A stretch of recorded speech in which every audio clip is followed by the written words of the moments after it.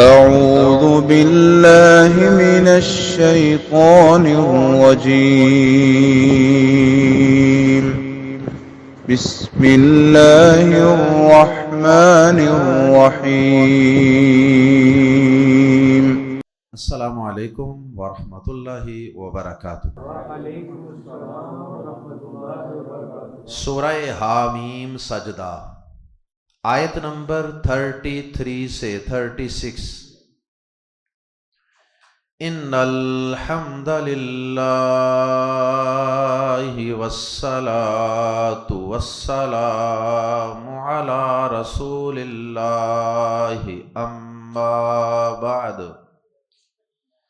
اعوذ باللہ السمیع العلیم من الشیطان الرجیم من ہمزہ ونفخہ ونفثہ۔ ومن احسن قولا ممن دعا الی اللہ وعمل صالحا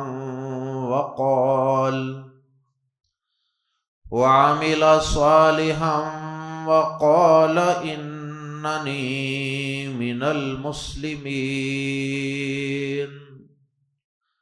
ولا تستوي الحسنة ولا السيئة، ادفع بالتي هي أحسن فإذا الذي بينك وبينه عداوة كأنه ولي حميم۔ وما يلقاها إلا الذين صبروا وما يلقاها إلا ذو حظ عظيم۔ وَإِمَّا يَنزَغَنَّكَ مِنَ الشَّيْطَانِ نَزْغٌ فَاسْتَعِذْ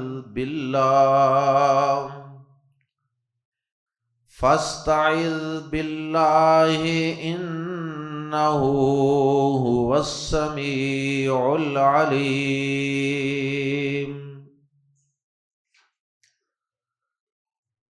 گزشتہ آیات میں ان لوگوں کا ذکر خیر تھا جو لوگ اللہ کو اپنا رب مان لیتے ہیں، اس پر ایمان لے آتے ہیں، اسی کو اپنا مشکل کشا حاجت روا مان لیتے ہیں، اور پھر اس پر اچھی طرح ڈٹے اور جمے رہتے ہیں زندگی کے آخری سانس تک۔ اللہ پاک نے پھر انہیں دنیا اور آخرت میں ملنے والے انعامات اور پروٹوکول کا تذکرہ کیا، کس طرح ان پر فرشتے نازل ہوتے ہیں اور کس طرح وہ دوستی کے پیغام ان کی طرف بھیجتے ہیں، اور پھر جنتوں میں اللہ رب العزت کی طرف سے کی جانے والی مہمانی کے تذکرے۔ اب آیات زیر تفسیر میں اللہ رب العزت نے ایک ایسے کام کا تذکرہ فرمایا جو اللہ پر ایمان لانے کا ایک لازمی تقاضا ہے اور لازمی نتیجہ ہے، اور وہ کام کیا ہے؟ وہ بڑا ہی عظیم کام ہے، اور وہ ہے اللہ کی طرف لوگوں کو بلانا۔ صرف خود اللہ کو اپنا رب مان لینے پر ہی کفایت کر کے بیٹھ جانا کافی نہیں ہے، بلکہ اس کا اگلا اور لازمی تقاضا یہ ہے، کیونکہ جو شخص اللہ پر ایمان لے آتا ہے اور اسے اپنا رب مان لیتا ہے، پھر اسے اس عقیدہ توحید کا اور اس ایمان کا ایسا ذائقہ محسوس ہوتا ہے اور اسے اس کی ایسی چس آتی ہے کہ پھر وہ یہ چاہتا ہے کہ کاش اس نعمت کا دنیا کے ہر انسان کو پتہ چل جائے، اس لذت کا ہر انسان تک پیغام پہنچ جائے، وہ دنیا داروں کی طرح یہ نہیں سوچتا کہ بس مجھے یہ نعمت مل گئی ہے، میں کسی کو اس نعمت کا پتہ نہ چلنے دوں۔ دنیا کی نعمتوں اور دنیا کے مال و دولت اور دنیا کی عزتوں اور وقار اور سٹیٹس، ان میں تو عام طور پہ یہی ہوتا ہے کہ لوگ دوسروں کو نہیں بتاتے، یہ راز کسی اور کو نہ بتانا، اس خزانے کا ایڈریس کسی اور کو مت بتانا۔ لیکن یہ دین کی لذت، ایمان کی لذت اور اللہ پر یقین اور اللہ کی توحید پر ایمان کی لذت ایسی زبردست لذت ہوتی ہے کہ جسے یہ لذت آ جاتی ہے، جسے یہ ٹیسٹ آ جاتا ہے، جو اس ٹیسٹ کو چکھ لیتا ہے نا، وہ پھر اس دعوت کو لے کر اور اس کی شمع اور اس کی روشنی کو لے کر کائنات کے چپے چپے اور ذرے ذرے میں پھیل جاتا ہے، اور اس کی خواہش یہ ہوتی ہے کہ میرے علاوہ میرے عزیز و اقارب، میرے بہن بھائی، میرے والدین، میری اولاد، میری بیوی، میرا خامد، میرے تمام رشتہ دار، میرے دوست، میرے محلے دار، میرے ملک والے اور پوری دنیا کے انسان کاش کہ اس دعوت توحید کی طرف آ جائیں، کاش کہ وہ شرک کی گمراہیوں سے بچ جائیں، اور وہ بھی اسی طرح میرے ساتھ جنتوں کے مہمان بن جائیں۔ تو اللہ پاک نے ان اللہ پر ایمان لانے والے اور اللہ کی توحید پر یقین رکھنے والے لوگوں کا اگلا کام بیان فرمایا کہ پھر وہ یہ کام کرتے ہیں، پھر وہ خود دڑکنا ہی نہیں، اوروں کو بھی دڑکانا ہے، یعنی صرف اپنا دل ہی نہیں دھڑکے گا، اس توحید کے لیے دوسرے لوگوں کا دل بھی دھڑکے، خود تڑپنا ہی نہیں، اوروں کو تڑپانا بھی ہے اس توحید کے لیے، اس کی لذت کو پانے کے لیے۔ تو اللہ پاک نے آیات زیر تفسیر میں انہی لوگوں کا تذکرہ فرمایا کہ جو اس پیغام کو پوری دنیا تک پھیلانے کا عزم اور ارادہ اور خواہش رکھتے ہیں، اور اللہ پاک نے ان کے اس کام یعنی دعوت اللہ، دعوت و تبلیغ کی اہمیت اور فضیلت بیان کرتے ہوئے اللہ پاک نے آیات زیر تفسیر میں یہ بات بیان فرما دی، ساری کائنات کے لوگوں کو یہ بات سمجھا دی کہ جتنے لوگ بھی آواز لگاتے ہیں، کوئی ندا دیتے ہیں، ان سب کی آوازوں سے اور ان سب کی پکار سے اور ان سب کے بلانے سے اچھا بلاوا، سب سے اچھا بلاوا اس شخص کا بلاوا ہے، اس شخص کی آواز ہے، اس شخص کی ندا اور پکار ہے جو لوگوں کو اپنی ذات کی طرف نہیں، اپنے مفاد کی طرف نہیں، اپنی پارٹی کی طرف نہیں، اپنی جماعت کی طرف نہیں، اپنے وطن کی طرف نہیں، اپنے قبیلے کنبے کی طرف نہیں، بلکہ وہ لوگوں کو بلاتا ہے تو اللہ کی طرف بلاتا ہے، اللہ کے دین کی طرف بلاتا ہے۔ اس شخص سے اللہ پاک فرماتے ہیں کہ کسی کی بات بہتر ہو ہی نہیں سکتی، کائنات میں سب سے اچھا بلاوا اس شخص کا ہے، سب سے اچھی تقریر اور سپیچ اس شخص کی ہے جو لوگوں کو اللہ کی طرف بلاتا ہے، جو اللہ کی مخلوق کو ان کے پیدا کرنے والے رب سے ملاتا ہے، اس کی بات سب سے اچھی ہے۔ لیکن اس کے لیے اللہ پاک نے یہاں ساتھ 3 شرائط بھی بیان فرمائی ہے۔ اگر یہ 3 شرطیں پوری ہوں گی تو پھر اس شخص سے بہتر کائنات میں کسی کی بات نہیں ہو سکتی، پھر اس سے بہتر کسی کا عمل نہیں ہو سکتا، پھر اس شخص سے زیادہ اچھی کسی کی مصروفیت نہیں ہو سکتی، پھر اس سے اچھا کسی کا مشن نہیں ہو سکتا زندگی کا، جس کا مشن یہ بن جائے کہ لوگ گمراہیوں سے نکل کر، شیطان کی پیرویوں سے نکل کر، لوگ پیدا کرنے والے پروردگار رب کی طرف آ جائیں، اس سے جڑ جائیں، 3 باتیں کون سی ہیں؟ وہ 3 شرائط کون سی ہیں؟ سب سے پہلی شرط یہ ہے کہ وہ لوگوں کو بلانے والا لوگوں کو صرف اور صرف اللہ کی طرف بلائے، اللہ کے علاوہ کسی اور کی طرف نہیں۔ جیسے لوگ اپنی پارٹیوں کی طرف لوگوں کو کھینچتے ہیں، اپنی برادریوں کی طرف کھینچتے ہیں، کنبوں اور قبیلوں کی طرف کھینچتے ہیں، سیاسی پارٹیوں کی طرف کھینچتے ہیں۔ ہماری پارٹی گرو کر جائے، ترقی کر جائے، جیت جائے، نہیں۔ اگر وہ کسی جماعت کو بطور پلیٹ فارم کے استعمال کرتے بھی ہیں تو وہ صرف ایک ذریعے کی حد تک استعمال کرتے ہیں، وہ اس جماعت کی اور اس پارٹی کی پوجا نہیں کرتے۔ ان کا اصل مقصد لوگوں کو پارٹی سے جوڑنا نہیں بلکہ اللہ سے اور اللہ کے دین اور پیغام سے جوڑنا ہوتا۔ اللہ اکبر۔ تو پہلی شرط کیا ہے؟ وہ لوگوں کو اللہ کی طرف بلائیں، دعا الی اللہ۔ دوسری شرط یہ ہے کہ وَعَمِلَ صَالِحًا، وہ دعوت دینے والا خود بھی تو اس دین پر عمل کرے نا، خود بھی تو اس اللہ کے پیغام پر ساری زندگی کھڑا رہے۔ یہ نہیں کہ لوگوں کو تو اللہ کی طرف بلا رہا دن رات، لیکن خود چراغ تلے اندھیرا کے مصداق اس خیر سے خود خالی ہے، خود بھی عمل صالح کرے۔ اور تیسری شرط یہ ہے کہ وہ اپنے مسلمان ہونے کا، اللہ کے فرما بردار ہونے کا اور موحد ہونے کا باقاعدہ اعلان کرے۔ وہ یہ نہ سمجھے اس پہ اسے کوئی شرمندگی نہ ہو، جیسے آج کل کے ہمارے اس معاشرے کے اور اس دور کے کتنے ہی کمزور ایمان والے مسلمان ہیں، وہ کلمہ تو پڑھتے ہیں لیکن شرمندگی ہوتی ہے انہیں اپنے مسلمان کہلوانے پر۔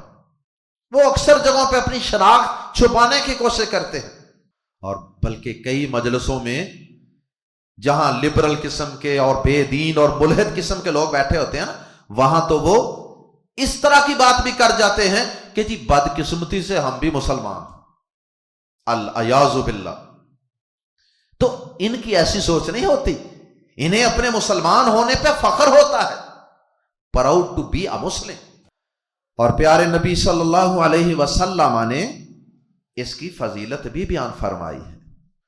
پیارے نبی صلی اللہ علیہ وسلم نے فرمایا، ذاق طعم الایمان، اس شخص نے ایمان کا ذائقہ چکھ لیا، من رضی باللہ ربا وبالاسلام دینا وبمحمد صلی اللہ علیہ وسلم رسولا۔ یہ صحیح مسلم میں، جامع ترمذی میں حدیث موجود ہے کہ اس شخص نے ایمان کا ذائقہ چکھ لیا جس نے اللہ کو اپنا رب مان لیا، جس نے اسلام کو اپنا دین اور سسٹم آف لائف اور نظام زندگی کے طور پہ قبول کر لیا، اور جس نے محمد صلی اللہ علیہ وسلم کو اپنا رسول مان لیا اور اس پر راضی ہو گیا۔ وہ ان ساری چیزوں پہ راضی ہے، توحید پر راضی ہے، پیارے نبی کی رسالت پر وہ راضی اور مطمئن ہے، اسلام پر اسے فخر ہے۔ اس شخص نے صحیح معنوں میں ایمان کا ذائقہ پا لیا اور چکھ لیا۔ اللہ اکبر۔ بہرحال یہ 3 شرائط ہوں، ایک تو بلانا صرف اللہ کی طرف ہے، دوسرا خود بھی اعمال صالحہ کرنے ہیں، تیسرا اپنے مسلمان ہونے کا برملا اعلان کرنا ہے۔ یہ 3 کام کر لیں، 3 شرطیں پوری کر لیں تو پھر آپ سے بہتر کائنات میں کسی کی بات نہیں ہو سکتی۔ یہ دعوت اللہ کی فضیلت اور اہمیت ہے، اور سچی بات یہ ہے کہ دعوت اللہ سے بہتر اس کائنات میں کوئی کام ہے ہی نہیں، اس سے زیادہ کوئی پروفٹ والا اور نفع والا کوئی کام ہے ہی نہیں۔ کیوں؟ آپ ساری زندگی مصلی بچھا کر اللہ کے سامنے نمازیں پڑھتے رہیں، قرآن کی تلاوتیں کرتے رہیں، صدقات و خیرات کرتے رہیں، حج عمرے کرتے رہیں، روزے رکھتے رہیں، لیکن اللہ کی قسم پھر بھی آپ اس شخص کے درجے کو نہیں پہنچ سکتے جو شخص یہ سارے کام بھی کرتا ہے اور اس کے ساتھ ساتھ لوگوں کو گمراہیوں سے نکال کر، جہالتوں سے نکال کر، بدعات سے، خرافات سے نکال کر، شیطان کی پیروی سے نکال کر شاہراہ بہشت پر چلا دیتا ہے، جو کئیوں کو مواحد بنا دیتا ہے، کئیوں کو صحیح العقیدہ بنا دیتا ہے، کئیوں کو وہ قرآن مجید پڑھنے پڑھانے پہ لگا دیتا ہے، کئیوں کو وہ 5 وقت کا نمازی بنا دیتا ہے۔ تو جو شخص دعوت دے گا اس شخص کو فائدہ کیا ہوتا ہے؟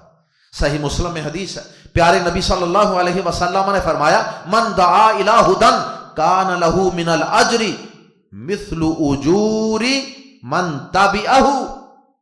جو شخص کسی کو ہدایت کی طرف بلائے گا نا، فرمایا اس کو اتنا ہی اجر و ثواب ملے گا جتنا کہ ان لوگوں کو ملے گا جو اس ہدایت کو اس کی دعوت پر قبول کر لیتے۔ آپ دیکھیں نا، آپ کی دعوت پر اگر 100 بندہ نمازی بن گیا زندگی میں، تو آپ کو روزانہ 5 نمازوں کا ثواب نہیں ملنا، آپ کو اپنی 5 نمازوں کا بھی ثواب مل رہا ہے اور اس 100 بندوں کی 5 نمازوں کا بھی ثواب مل رہا ہے، اور ان کے اجر و ثواب میں کوئی کمی نہیں۔ اللہ اکبر۔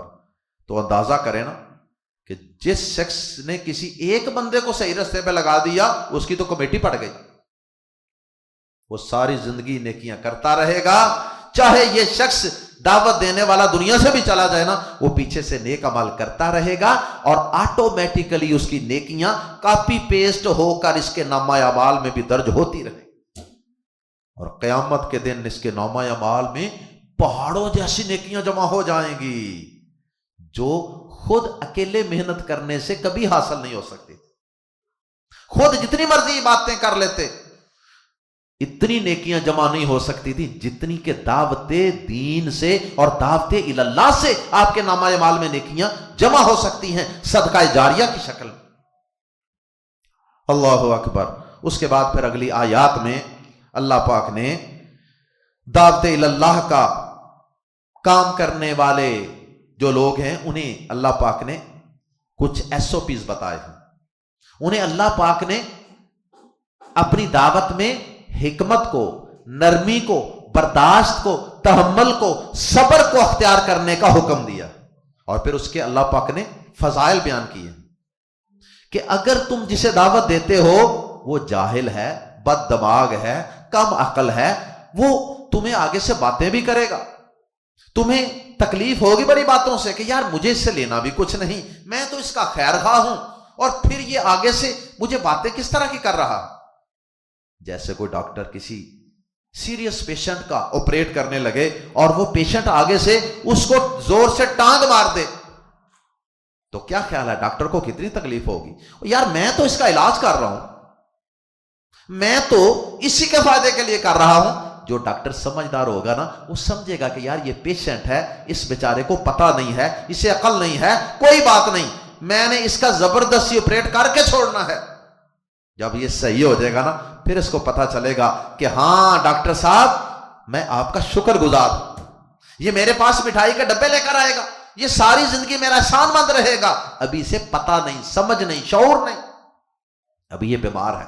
اسی طرح جو لوگ روحانی طور پہ بیمار ہوتے ہیں، بد عقیدگی کے مریض ہوتے ہیں، جہالت کے مریض ہوتے ہیں، اور قرآن سے دوری کے، نماز سے غفلت کے مریض ہوتے ہیں، انہیں بھی وہ آپ کو بڑی باتیں کریں گے، بڑے تانے ماریں گے، بڑا کچھ کریں گے، لیکن آپ نے ہمت نہیں ہارنی، لگے رہنا ہے، جمے رہنا ہے، ان کی بری باتوں کو برداشت کر جانا ہے، پی جانا ہے۔ شیطان آپ کو بڑی اچکل دے گا، شیطان آپ کو چبکیں دے گا، شیطان آپ کو بڑی بیڈ قسم کی سجیشن دے گا، اور تم رہ گئے ہو، تم مر گئے ہو، تم کسی سے مانگ کے کھاتے ہو، چھوڑو دفع کرو، جواب دو اس کو آگے سے۔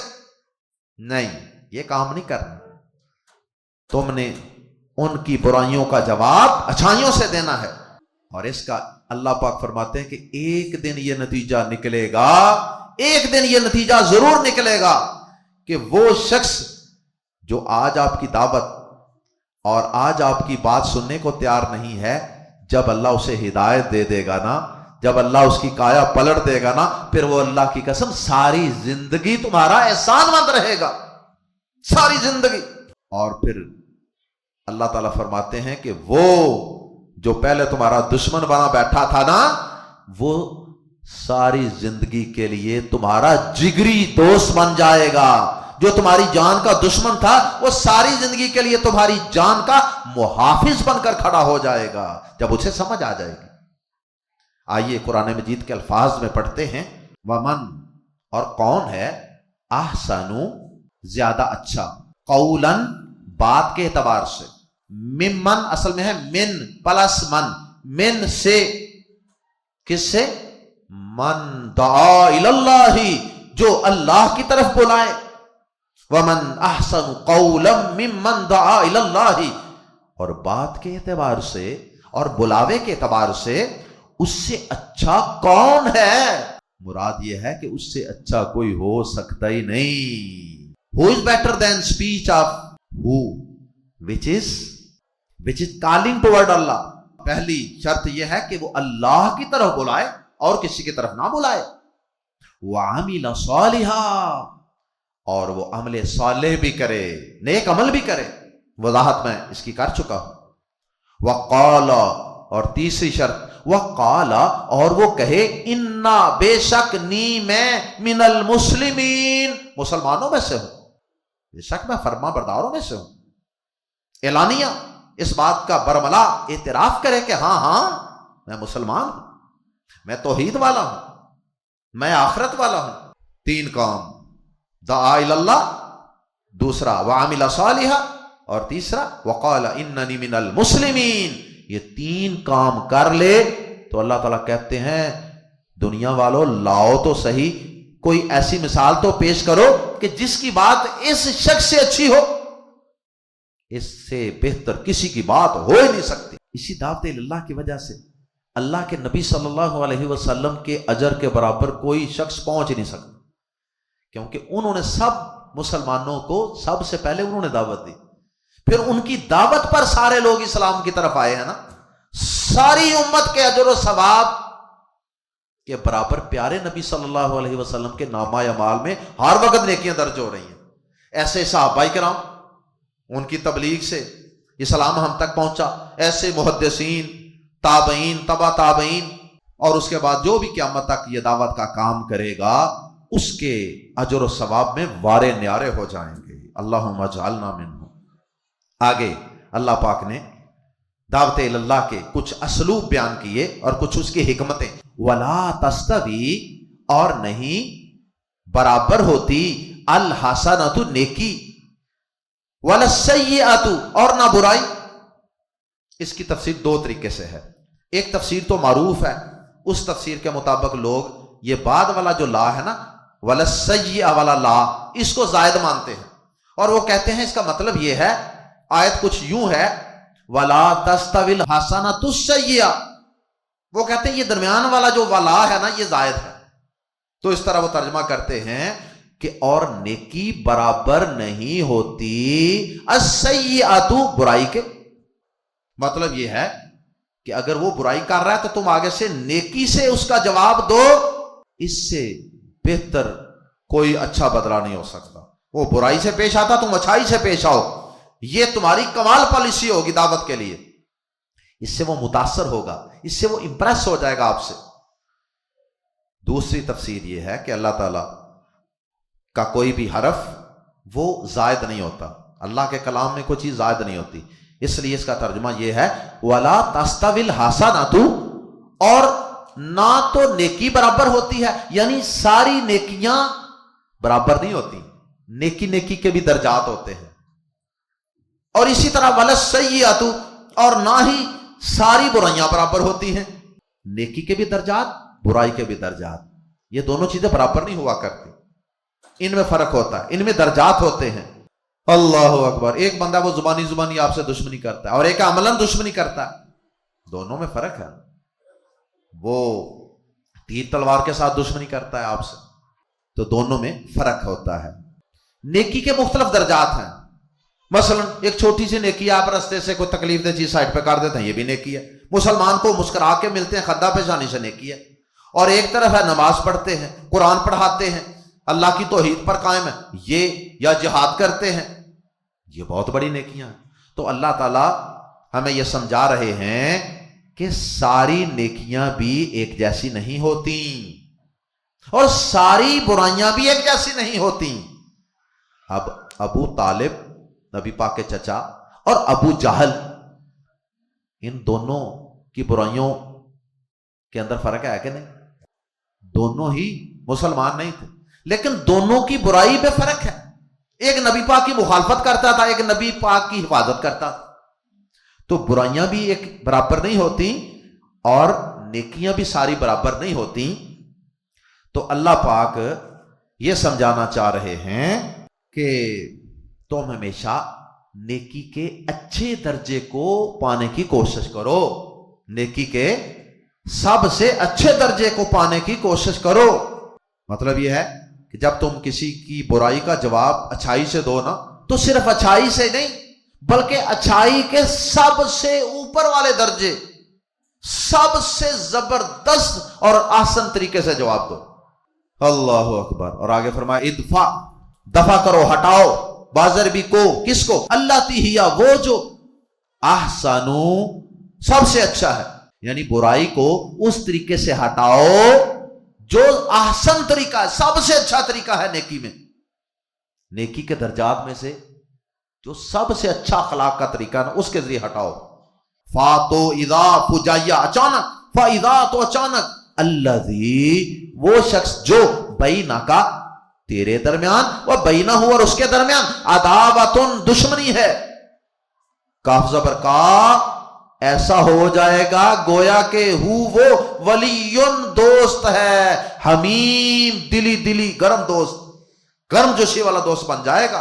کام بڑا مشکل ہے. اس لیے آگے اللہ پاک نے فرمایا وَمَا يُلَقَّاهَا، اور نہیں یہ چیز دی جاتی، none is granted، یہ چیز نہیں دی جاتی، وَمَا يُلَقَّا، اور نہیں دی جاتی، ہاں یہ چیز یعنی یہ نیکی، برداشت والی، صبر والی، تحمل والی، برائی کا جواب اچھائی کے ساتھ بلکہ سب سے اچھی اچھائی کے ساتھ دینے والی، یہ خوبی نہیں دی جاتی الا الذین، مگر انہی لوگوں کو جو صبروا، پہلے ہی صبر کرتے ہیں، جن کی پہلے ہی طبیعت میں صبر آ چکا ہے نا، دعوت کے میدان میں بھی وہی صبر کریں گے، وہی برداشت کریں گے. تو اس لیے انسان کو اگر چاہتا ہے نا کہ دعوت کے وقت بھی اس کے اندر برداشت رہے، صبر رہے، تو عام زندگی کے اندر بھی وہ اپنی طبیعت میں تحمل پیدا کرے، صبر پیدا کرے.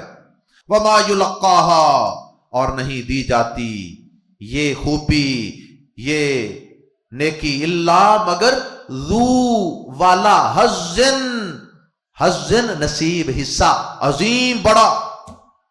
اور یہ نہیں دی جاتی یہ خصلت، یہ ہمت، یہ توفیق مگر اسی کو جو بڑے، بہت بڑے نصیب والا ہے. having a great portion of goodness. اس کا مطلب ہے کہ یہ اللہ تعالیٰ کی بھی تقسیم ہوتی ہے. تو اللہ پاک سے ہمیں یہ تحمل اور برداشت مانگتے بھی رہنا چاہیے. یعنی اللہ ہی اگر کسی کو حوصلہ دے دے تو وہ ایسے موقع پہ حوصلہ کر سکتا ہے. آخری آیت وَإِمَّا، اور اگر کبھی يَنزَغَنَّ، ضرور ہی اکسائے، ضرور ہی ابارے، کا تجھے من الشیطانی، شیطان کی طرف سے، نازغن، کوئی اکساہٹ، ایول سجیشن، کوئی برا وسوسہ. اور اگر کبھی شیطان کی طرف سے کوئی اکساہٹ تجھے ابار ہی دے، پھر بھی شیطان تمہیں اس وقت دبک دے، فاستعذ، تو پناہ طلب کر، باللہ، اللہ کی، اعوذ باللہ پڑھ لے. صحیح مسلم میں حدیث بھی ہے، غصہ آئے تو اعوذ باللہ من الشیطان الرجیم پڑھ لو. انہو، بے شک وہ، اور آگے پھر دوبارہ ہوا آ گیا، اس لیے دوسرے ہوا کی وجہ سے ترجمہ کریں گے ہی. انہو ہوا، بے شک وہ ہی، السمیع، سب کچھ سننے والا ہے، العلیم، سب کچھ جاننے والا. جب تم کسی کو دعوت دے رہے ہوتے ہو نا، تو تمہاری ساری باتیں، برائی کا جواب اچھائی کے ساتھ جو تم دو گے نا، اللہ تعالیٰ وہ سارا ڈائلاگ تمہارا سن رہا ہے اور وہ جانتا بھی ہے جو کچھ تم کر رہے ہو. اللہ تعالیٰ تمہارے اخلاص اور تمہاری برداشت کا تمہیں ضرور صلہ دے گا، اور وہ شخص تمہارا گرم جوش اور دلی دوست بن جائے گا. ایک نہ ایک دن وہ تمہارا ساتھی بن جائے گا. وما علینا الا البلاغ المبین. اللہ ہم سب کو دعوت دین کا کام کرنے کی توفیق عطا فرمائے، اور اللہ ہمیں دعوت دین میں تحمل، برداشت اور صبر کو اپنانے کی توفیق عطا فرمائے۔ سبحانک اللہم و بحمدک اشہد ان لا الہ الا انت استغفرک و اتوب الیک۔